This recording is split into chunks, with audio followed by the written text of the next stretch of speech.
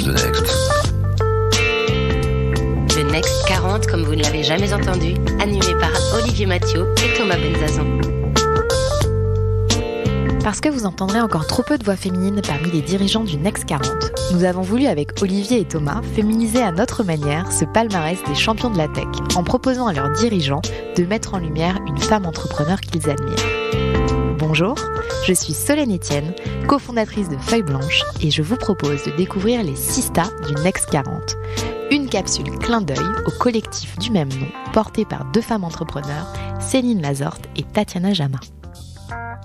Elle a été choisie par Antoine Hubert, le fondateur d'Insects, comme Sista. J'ai le plaisir d'accueillir au micro de 40 nuances de Sista, Charlotte Trossa, fondatrice de Local en Bocal. Bonjour Charlotte. Bonjour. Alors Charlotte, on a titré l'émission d'Antoine « L'industrie c'est sexy et les insectes aussi ». Bon, les insectes, c'est pas vraiment ta partie, mais tu partages cet avis sur l'industrie ? Oui, absolument. Aujourd'hui, il faut vraiment redorer le blason de l'industrie. Enfin, je veux dire, je pense qu'il faut qu'on arrive à produire en France des produits de qualité, produire différemment, mais évidemment qu'il faut se réapproprier l'industrie. Je pense que c'est un lien vers le pitch de Local en Bocal pour qu'on en sache un petit peu plus. Pitch oh mon pitch. Pitch oh mon pitch. Alors Charlotte, je te laisse le micro pour nous en dire un peu plus sur Local en Bocal.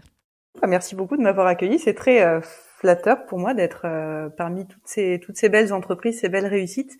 Local en Bocal, c'est une jeune entreprise qui a 5 ans, que j'ai créée. Donc il y a 5 ans, on est une conserverie. Donc on fait des conserves de fruits et légumes. Ça, c'est pas très innovant. En revanche, ce qui est un peu plus innovant, c'est qu'on ne travaille qu'en bio, de façon très artisanale, et surtout, on valorise des fruits et légumes écartés du marché. Donc moi, mon objectif, c'était vraiment de lutter contre le gaspillage alimentaire et de proposer un débouché complémentaire aux producteurs. Donc on leur achète ces légumes un peu tordus, tachés, trop gros, en surplus, etc. Les légumes moches. Les légumes moches. Et on en fait des soupes, des compotes, des tartinables pour l'apéritif, etc. Des préparations pour taboulet. On les commercialise soit sous notre marque à nous, qui s'appelle À Côté, et qui est commercialisée en réseau spécialisé bio. Et on travaille aussi pour de la marque de distributeurs, comme La Vie Claire, Monoprix Bio Origine. On fait aussi des petits pots pour bébés, des produits pour des jeunes entreprises, des startups de l'alimentation. On travaille également pour les producteurs eux-mêmes, pour qui on fait du travail à façon. Donc on transforme leurs propres légumes qu'ils vendent ensuite à la ferme. Et enfin, pour les cantines, puisqu'on travaille pour les cantines d'Avignon, à qui on fournit soupe, sauce tomate, etc. On a 5 ans, on est sur une jolie croissance. Là, en 2020, on a fait 720 000 € de chiffre d'affaires. On est 13 personnes à ce jour. Et puis voilà, que dire, c'est une entreprise qui est depuis le début fortement engagée pour le développement durable, la RSE. Alors, on va y revenir justement sur cet aspect-là. Avant, j'aimerais savoir, souvent on parle de déclic pour devenir entrepreneur. C'était quoi ton déclic à toi ? Moi, j'avais envie d'être responsable d'une activité, j'avais envie de produire, j'avais envie de créer de l'emploi et j'avais envie de le faire un peu à ma façon. Et mon déclic, ça a été la naissance de ma deuxième fille, en fait. Le fait de prendre un peu de recul par rapport à mon boulot, qui était quand même assez prenant. C'est ça qui m'a permis de passer le pas, en fait. Et aujourd'hui, quels sont les enjeux industriels derrière Local en Bocal ? Bon, on est encore une petite entreprise, hein. On est 13, on n'est pas non plus l'employeur du bassin avignonnais, mais malgré tout, mais c'est déjà beaucoup. Oui, on crée de l'emploi et moi c'est vraiment une fierté. La production propose des emplois moins qualifiés et sur Avignon, il y a beaucoup de gens qui cherchent du travail, beaucoup de gens pas très qualifiés. Et là, je trouve que il faut revaloriser les métiers de la production parce qu'ils sont hyper importants et permettent vraiment à des gens d'accéder à des emplois. Voilà, moi je dirais que c'est l'enjeu principal. Après, évidemment, il y a un enjeu environnemental et sociétal avec la lutte contre le gaspillage alimentaire, le fait qu'on essaye de travailler de la façon la plus respectueuse possible de l'environnement. Mais Tu parlais tout à l'heure de RSE, de valeurs fortes d'entreprise. Est-ce que tu peux nous expliquer comment ça a guidé finalement la création de Local en Bocal ? Oui, alors de façon un peu débutante, hein, parce que moi je mettais pas tellement le terme RSE sur tout ça au démarrage. Moi, j'ai surtout créé une entreprise qui ressemblait à qui j'étais en tant que consommatrice, en tant que citoyenne. Et ensuite, elle s'est construite pas à pas. Mais donc, moi, ça m'a semblé normal en fait de trier nos déchets, de composter, de réduire notre impact carbone, de faire attention à nos livraisons, de sélectionner nos partenaires, qu'ils soient que ce soit nos clients, que ce soit nos fournisseurs, de travailler en local et d'avoir une bonne ambiance au sein de l'entreprise, de bien traiter les salariés. Enfin, tout ça, c'est des choses qui me semblaient assez naturelles. Donc, Et concrètement, du coup, t'as mis en place un cahier des charges des choses que tu voulais absolument remplir avec Local en Bocal, ou tu t'y es prise comment? Alors au début, c'était pas du tout formalisé, et en fait, il existe en tout cas sur la région PACA, mais je pense que ça existe dans d'autres régions, un programme qui s'appelle CENRE, qui est là pour encourager les entreprises à se mettre à la RSE et à créer de l'emploi. Et en fait, ce programme m'a vraiment permis, sur la base d'un audit assez fouillé qui était un gros audit, de mettre en place un plan d'action ambitieux en termes de RSE et de formaliser les choses, parce qu'on a toujours toute la bonne volonté du monde, et puis au final, on a la tête dans le guidon et les choses finissent par ne pas forcément se faire comme on voudrait. Et le fait d'avoir un plan d'action avec une subvention à la clé, et ça m'a bien aidé à formaliser et à avancer plus vite que ce que je pensais sur ces sujets-là. Et c'est des éléments sur lesquels aujourd'hui tu communiques par rapport à Local en Bocal? Oui, et j'essaye. Après, je trouve que c'est toujours un peu compliqué la communication sur ces sujets-là, parce que on a toujours l'impression un peu de faire du greenwashing, de dire oui, on fait ça, tout ce qu'on fait de bien. C'est compliqué de faire une liste de tout ce qu'on fait de bien, alors qu'évidemment on n'est pas parfait et qu'il y a toujours des choses qui sont faites moins bien. Mais en tout cas, ce qui est sûr, c'est que nous, on est dans une démarche de progrès constant. On ne s'endort pas sur nos lauriers. On a encore des progrès à faire au niveau environnemental. On a encore des progrès à faire sur les RH, etc. Et donc, moi, je pense que c'est ça qu'il faut surtout mettre en avant, c'est qu'on est tout le temps en train d'avancer pour faire toujours mieux, en fait. Après, la communication, je trouve que c'est pas évident, moi, de communiquer sur ces sujets. Tu disais tout à l'heure que vous étiez 13 aujourd'hui. Comment tu as financé le développement de Local en Bocal? Alors, je suis seule associée. Donc j'avais un capital social personnel, mais qui était loin d'être suffisant, parce qu'on a quand même un BFR très très important. On fait de la conserve, on a un phénomène de saisonnalité, on stocke beaucoup. Enfin voilà, et puis c'est de l'agroalimentaire, donc il y a du matériel, il y a beaucoup de main d'œuvre, donc tout ça nécessite beaucoup d'argent. Et puis la croissance qui est très forte, hein, puisqu'on a fait 83 000 euros, puis 200, puis 340, puis 500, puis 720. Donc c'est une croissance qui est lourde à financer. Et jusqu'à présent, je me suis débrouillée avec des emprunts bancaires, quelques subventions à l'investissement, sur les RSE aussi, et un petit peu sur la trésorerie, et puis des court termes, des solutions de court terme, des solutions d'affacturage, des couverts autorisés. Enfin voilà, pour l'instant, je me débrouille comme ça. Oui, parce que les levées de fonds, c'est vrai que c'est souvent les entreprises tournées tech qui en profitent les premières. Tu comptes y aller aussi sur la levée de fonds? Alors jusqu'à présent, c'était un sujet sur lequel j'étais pas très à l'aise, et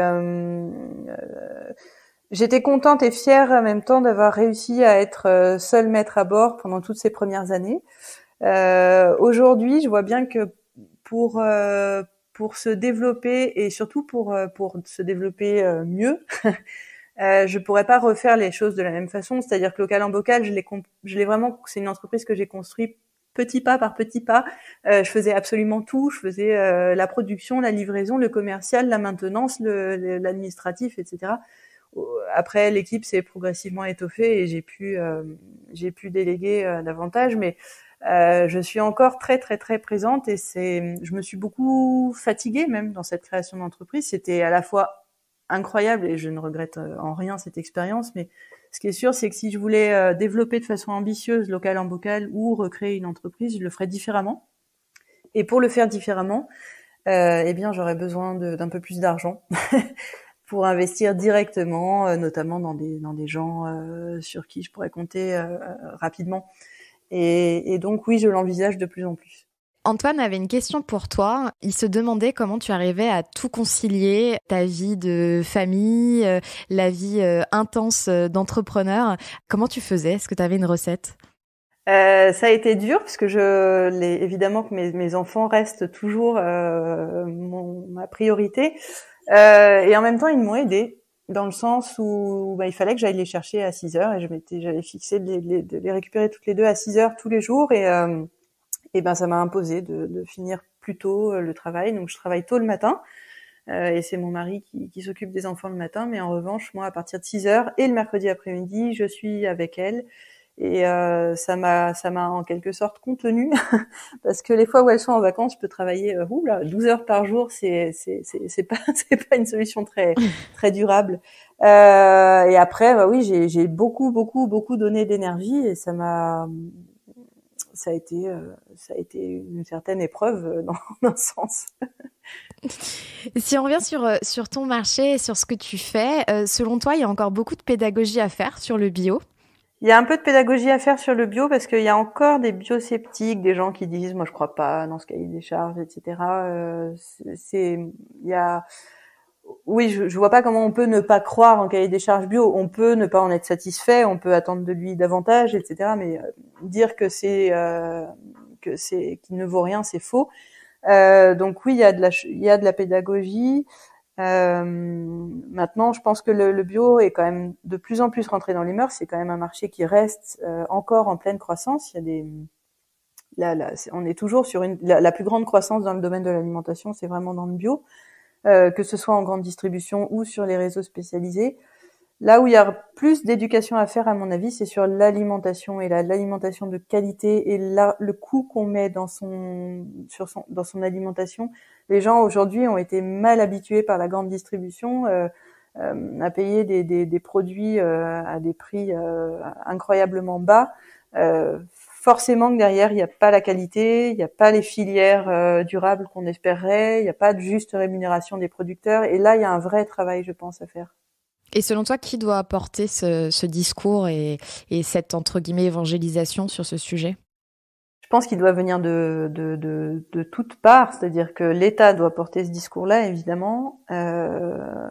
Pour les entreprises, c'est un peu plus compliqué parce que on peut toujours les taxer d'avoir juste envie de gagner plus d'argent.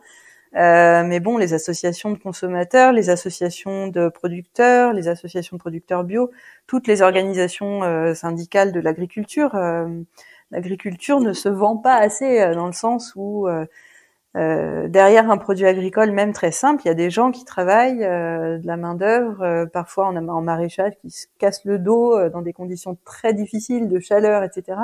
Et c'est pas suffisamment valorisé. Ce sont aussi des beaux métiers. Et il manque un aspect marketing de l'agriculture. Oui, ouais, je pense. Ce que la grande distrib arrive plus facilement à faire. Oui, d'un côté, ils le font, effectivement, avec de la communication sur les légumes moches, sur leurs producteurs. Il y a des belles photos de producteurs dans les rayons, mais par contre, sur le prix, on a encore un vrai problème. Et d'ailleurs, le bio qu'on trouve en grande distrib et celui chez le maraîcher du coin, c'est le même bio? C'est difficile de répondre de façon systématique parce que on peut très bien avoir du bio local fait par le voisin, produit par le voisin sur une moyenne surface type Super U ou Intermarché. On peut aussi avoir de la bio hyper industrialisée qui vient d'assez loin, etc. Et à contrario, on peut aussi avoir de la bio qui vient de loin dans un magasin plus petit de quartier. Donc c'est un peu difficile. Ce qui est sûr, c'est qu'en tant que consommateur, c'est important de regarder d'où vient le produit. En fait, sur les cagettes, il y a le nom du producteur, la localisation, et en fait, ça donne déjà une indication. Mmh. Après, évidemment, on n'est pas allé sur la ferme. Tant qu'on n'est pas allé sur la ferme et qu'on n'a pas échangé avec le producteur, c'est difficile de se faire une idée. Finalement, chaque consommateur devrait faire un stage au plus près sur le terrain pour aussi comprendre ces différences, parce que c'est vrai que pour même le consommateur, ça peut toujours ne pas être évident de faire la différence. Bah c'est sûr, en fait, je pense qu'un consommateur, et c'est bien normal, hein, est à milieu de se rendre compte de tout le travail. Quand il achète par exemple une soupe qui vient de chez nous, alors d'abord il y a des agriculteurs qui ont semé, des gens qui ont fabriqué, qui ont fait les semis, etc. qui ont récolté dans des conditions difficiles et en gagnant peu d'argent. Les agriculteurs en général se contentent d'un tout petit salaire annuel. Enfin, et ensuite derrière, chez nous, il y a des gens qui ont nettoyé les légumes, qui les ont brossés à la main, qui ont écarté, parce que comme ils sont moches, nos légumes, ils demandent un peu plus de boulot que les autres. Il faut enlever les parties abîmées, séparer les carottes collées, etc.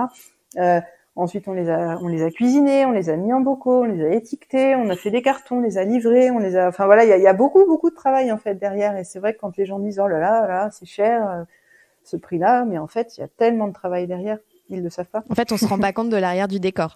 Non. Et toi, dans ta manière de communiquer, est-ce que tu mets en avant ces femmes et ces hommes de l'ombre qui font que à la fin, on a une super soupe à déguster? Ouais, nous c'est vraiment notre credo, en tout cas sur la marque à côté, et puis même sur notre site local. Enfin, on n'a pas vraiment de site local en bocal, mais c'est en cours. Nous, on communique sur les producteurs avec qui on travaille, on va les voir, on parle d'eux, on fait des petits posts sur les réseaux sociaux régulièrement, etc. Et moi, je parle beaucoup de l'équipe aussi, sans qui local en bocal ne serait pas ce qu'il est aujourd'hui. Et on a fait des petites présentations de chaque opérateur avec son métier, chaque opérateur ou chaque personne de l'entreprise présente son métier. Et en fait, je me suis rendu compte que ça a beaucoup plu sur les réseaux sociaux. Les gens ont beaucoup regardé ces petites animations. Et vous avez fait une jolie carte de vœux aussi où il y a toute l'équipe. C'est très sympa de voir les vrais visages des gens qui se cachent derrière un projet comme le tien. Du coup, comment tu fais, toi, pour mieux rétribuer les agriculteurs sans pour autant gonfler les prix pour le consommateur? Alors, traditionnellement, nous, déjà, on achète. Ce sont des légumes moches et écartés du marché. Même sur un lot qui aurait dû être jeté, on les achète. C'est un prérequis. Pas de gratuité. Ensuite, traditionnellement, c'est souvent la moitié du prix grossiste qu'on achète. D'accord. Mais en fonction des conditions de livraison, de relations qu'on a avec le producteur, de volume, on essaye d'être arrangeant. Si la personne nous dit qu'elle s'y retrouve vraiment pas, on augmente. Enfin voilà, on fait aussi, on sait aussi entendre et adapter nos prix aux besoins du producteur. En fait, on travaille avec des gens assez diversifiés. Il y a des gros producteurs qui travaillent en circuit long et qui, eux, ont énormément d'écart de tri, qu'ils ont du mal à valoriser, qu'ils jetteraient. Donc ça, c'est des gens qui ont l'habitude de prix bas et qui, de toute façon, auraient jeté ces légumes, donc ils nous les vendent pas cher. En revanche, un producteur plus diversifié qui a l'habitude de faire de la vente directe, donc de vendre des légumes à 2,50 €, 3 € le kilo, c'est sûr que il n'a pas du tout la même approche de prix. Et donc souvent on fait des efforts avec ces personnes-là. Qu'est-ce qui est arrivé en premier, ta marque blanche ou la marque à côté? Non, c'était notre marque à côté évidemment sur laquelle j'ai beaucoup travaillé au début, et même au début je voulais pas du tout faire de marque blanche. Et pourquoi? J'avais envie de valoriser nos produits, de valoriser ce travail, etc. Et puis on était petits. Enfin, l'atelier a été quand même assez petit et ça me faisait un peu peur. J'avais pas envie, en tout cas, de travailler avec la grande distribution. Je me sentais pas. Déjà, c'était un rapport de force qui me plaisait pas tellement. Et puis je me disais qu'on n'avait pas la capacité en termes de volume, en tout cas. Et en fait, on a démarré avec La Vie Claire, qui est donc une chaîne de 350 magasins bio en France, et avec qui en fait j'ai découvert que c'était très agréable de travailler avec ces gens-là, qui étaient des gens que ce sont des gens très droits et très agréables, avec qui la relation est constructive, avec qui on peut échanger, et on a construit une gamme de soupes avec eux, et c'est aujourd'hui encore notre premier client. Et voilà, c'est grâce à des clients comme ça qu'on a pu produire du volume, asseoir nos coûts fixes et progresser et être là où on est aujourd'hui. Et développer la boîte. Voilà. Donc aujourd'hui, je regrette pas du tout, mais il m'a fallu un petit peu de temps pour y aller.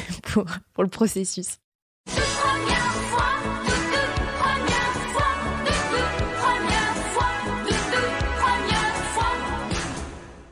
Alors Charlotte, quand on est entrepreneur, il y a plein de premières fois, le premier bilan, la première galère, le premier recrutement, le premier client. Tu veux nous parler de quelle première fois ? C'est difficile de choisir parce que, comme tu le dis, il y a plein de premières fois. C'est ça qui est bien avec l'entrepreneuriat, c'est qu'on débute, tout est une première fois en quelque sorte. Je sais pas, la première fois que j'ai vu ma chambre froide absolument remplie de tomates, il y avait, je crois, 9 ou 10 tonnes de tomates dans la chambre froide. On s'est tous. Ah, ça doit faire bizarre. Ouais, on est tous venus se mettre devant la chambre froide en se disant, mais comment va-t-on faire pour cuisiner tout ça? Le premier départ de nos palettes pour la vie claire aussi était impressionnant. C'était la première fois qu'on envoyait, je sais plus, c'était une douzaine de palettes d'un coup. Et ça fait quoi comme émotion de voir les palettes partir?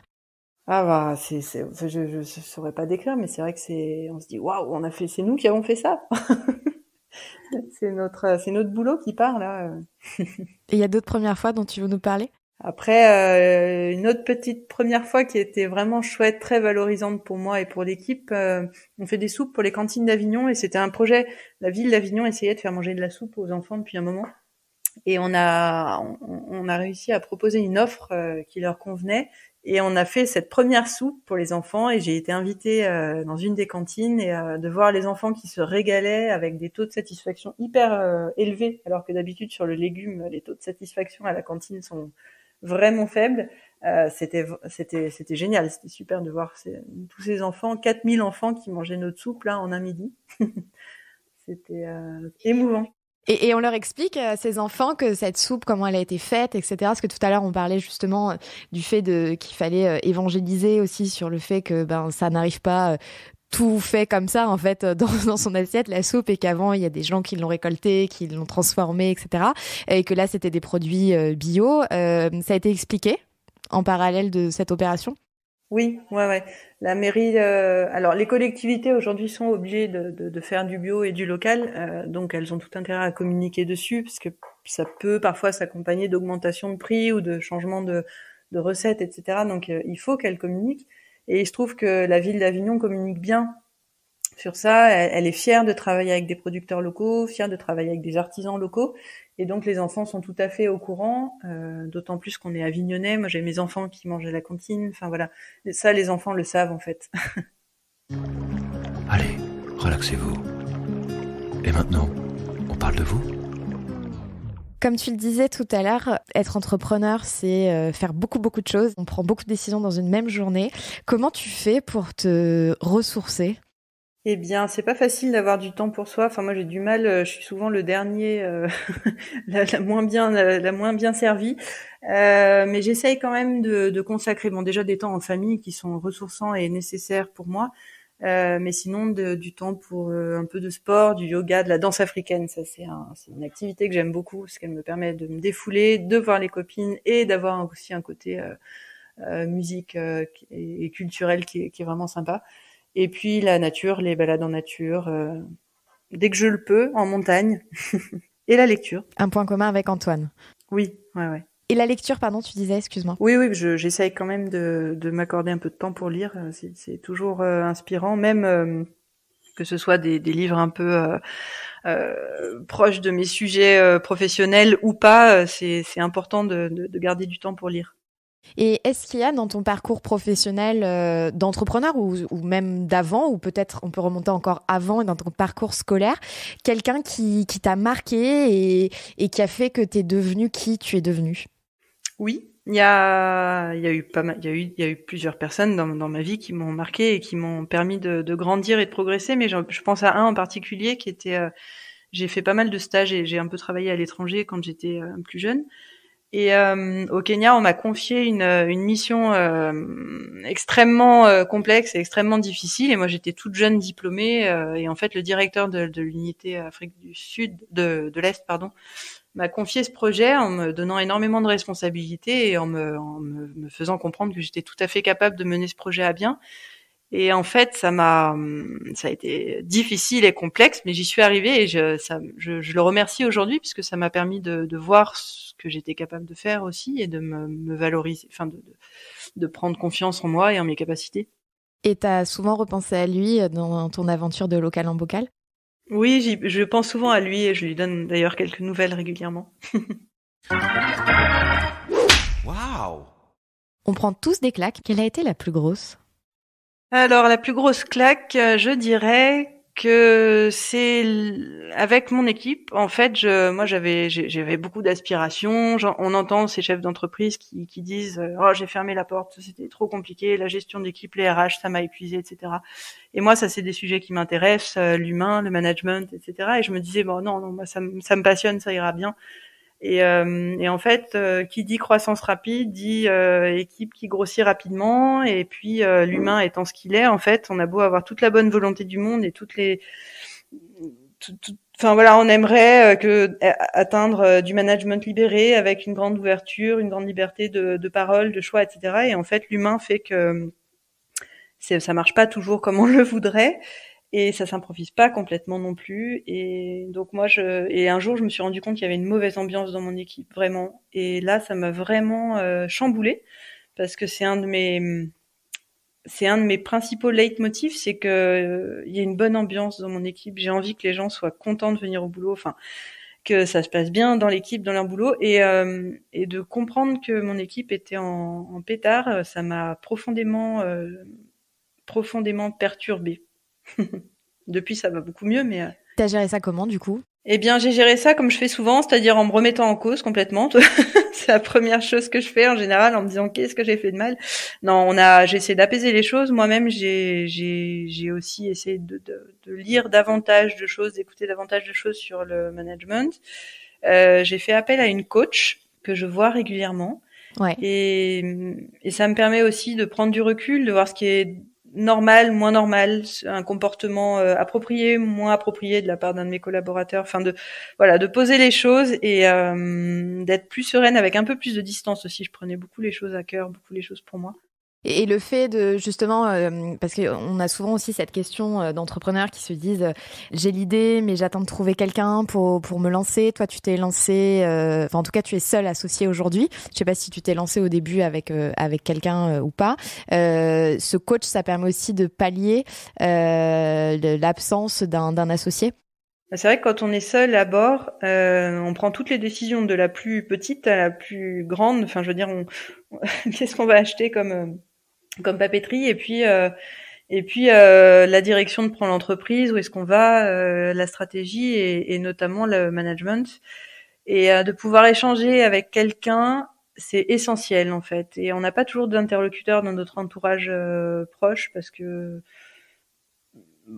est sur des enfin voilà, on partage pas les mêmes vies, et d'avoir cette coach, ça m'a vraiment permis, en tout cas au niveau management et RH, de prendre du recul, de me poser, et d'offrir du coup aussi à mes salariés des solutions pour résoudre leurs problèmes, pour trouver des moyens pour avancer, de faire de la communication non violente, des solutions de résolution de problèmes.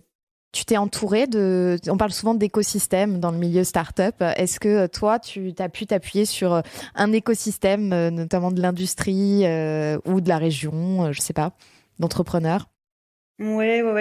Notamment, je suis lauréate du réseau Entreprendre local, Rhône-Durance. Et grâce à ce réseau, j'ai bénéficié d'un tutorat là pendant 3 ans avec 3 parrains. Et en fait, j'ai rencontré 3 personnes extrêmement bienveillantes déjà. Moi, j'avais peur qu'ils trouvent mon style d'entreprise un peu farfelu et utopique, mais en fait, pas du tout. C'est des gens qui étaient vraiment à l'écoute. Plein de bons conseils aussi, mais qui m'ont permis de sortir la tête du guidon de temps en temps, de prendre du recul et de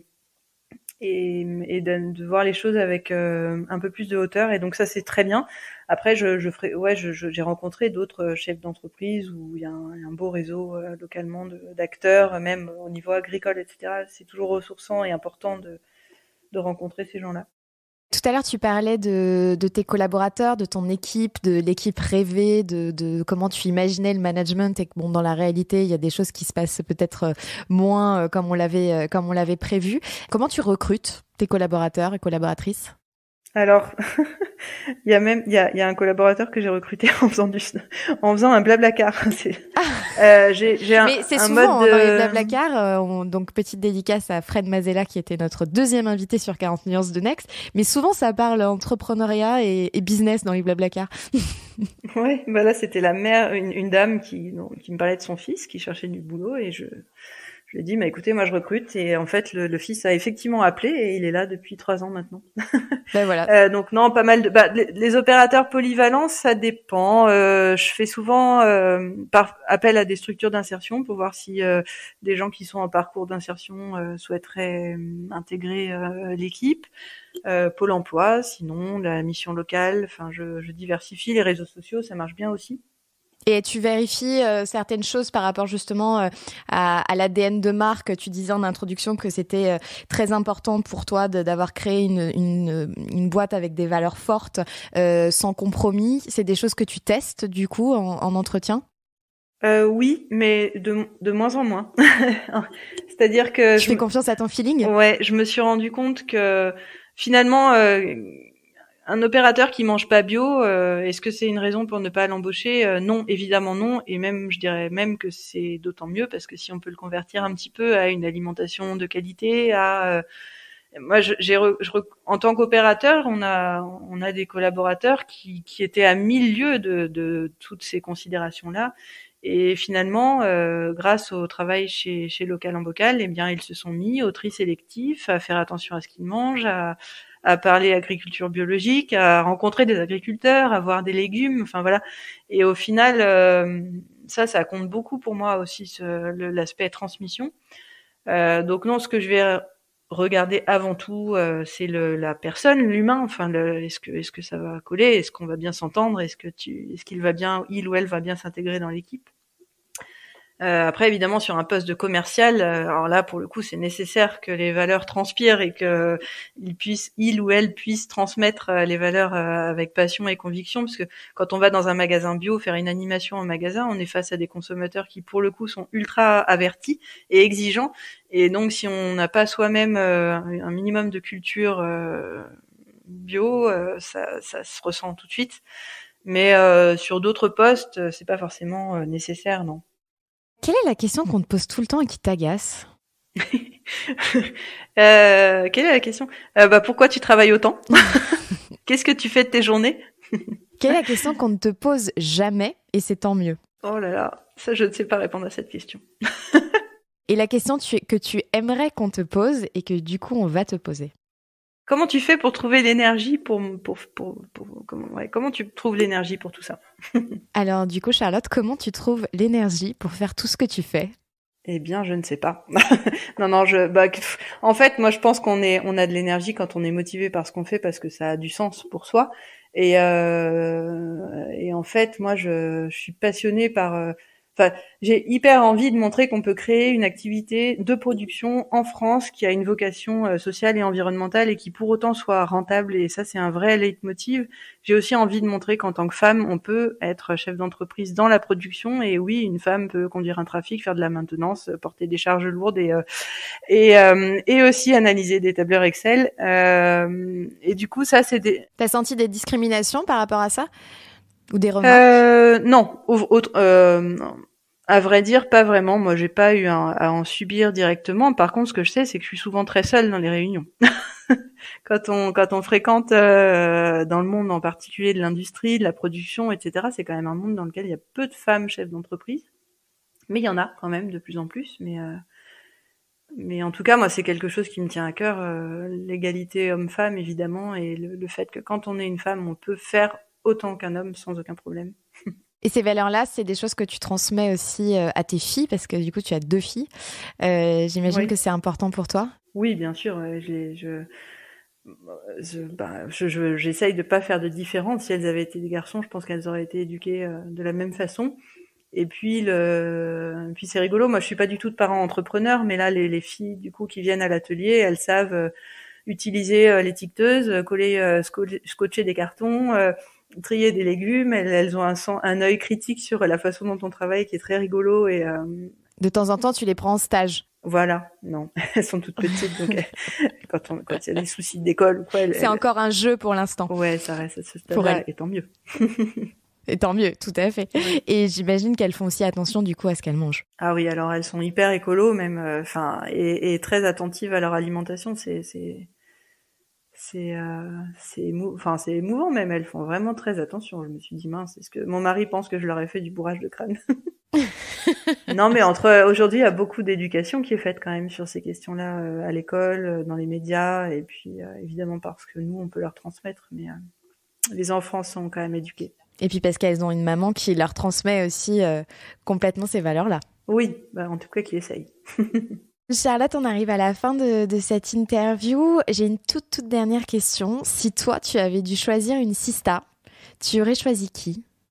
Alors, j'aurais choisi Nina Lozeker, qui est la cofondatrice d'une jeune entreprise qui a le même âge que Local en Bocal, qui s'appelle Loki Kombucha. Mm-hmm. Et Nina, elle est assez jeune, mais c'est un vieux sage.